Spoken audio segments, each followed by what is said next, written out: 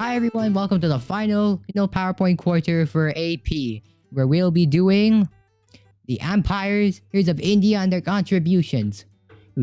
Let's begin. Ooh, another animated one. Now for this quarter, I'll talk about three things. Three different empires, if you will.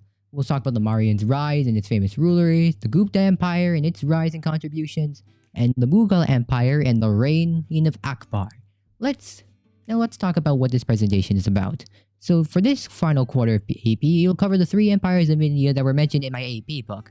During this PowerPoint, you will learn about the empire's rise, its fall, one or two of its famous rulers, and their contributions to humanity as a whole. Let's begin. Starting with the Mauryan Empire.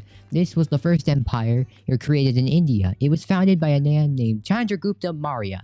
Now keep the name Chandragupta in mind for later. And it was created at least 320 years before the birth of Christ. It's after Alexander the Great lost control of the Indus Valley and perished. Chandragupta used this opportunity to take control of the area and made himself an empire.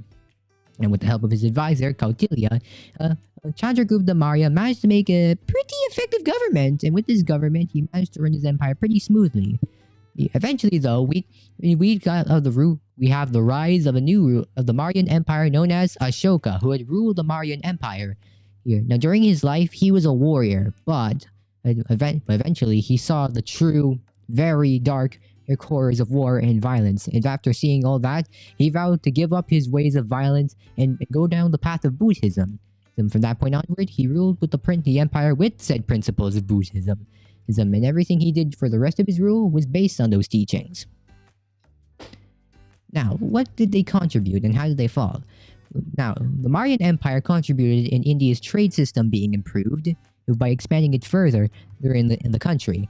And Ashoka's belief in Buddhism allowed the belief of Buddhism to grow all over India. And contributed to better communication and transportation. As Ashoka believed more and more in Buddhism, it also influenced his actions too, such as better communication and transport. Right? Now, how did the empire fall? Well, it was very successful. It did fall due to one word: division. Very not so good division. And now we move on to the Gupta Empire. Neat. Now, the Gupta Empire was the next empire to rise after the Mauryan Empire fell. It was created by a man by Sri Gupta, but would not grow to power until his grandson, Chandragupta I, led the civilization. Told you to keep the name Chandragupta in mind because it appears twice. Now, under the reign of the first Chandragupta, and later his son Samudragupta, the empire here was managed to flourish a golden age in India thanks to the efforts in military and culture. Now, what did it contribute to? Now, the Gupta Empire was one of the first empires to use coins, like gold coins, for example, and they also advanced many known school subjects, math, science, etc. They also created many wondrous architectural structures and pieces of art. Finally, the empire was also responsible for spreading and creating the belief of Hinduism, which means the belief in many gods. Now, how did this empire fall? Well, it's similar to the Mauryan Empire via division, except for the added invasion of a group known as the Huns, who, if you might remember, tried to invade China earlier. And now we go on to the final empire, Mughal Empire.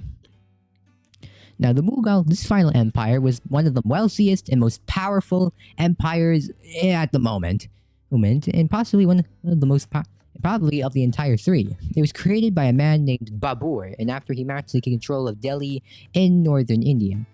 Eventually, after the rule of Babur, his son Akbar would ascend the throne. While as the Mughal Empire's leader, he accepted many people of different religions, like how Cyrus the Great did of Persia. He also expanded his power via the military power, and also conquered many lands very easily. He also allowed the culture of people he conquered to continue even under his rule, just like Cyrus the Great. Now, what did it contribute? So now the Mughal Empire contributed in one very special thing: the creation of the Taj Mahal, which would go on to be one of the 7 wonders of the world, but also brought the entire Indian subcontinent together for the very first time under one domain. But then it fell in at least 1857 after its final Mughal Empire, Bahadur Shah, was exiled by the Britons. Oof, that's a rough way to go. And with that, that's all three empires. Thanks for listening, everyone, and I'll see you in the next subject. Bye!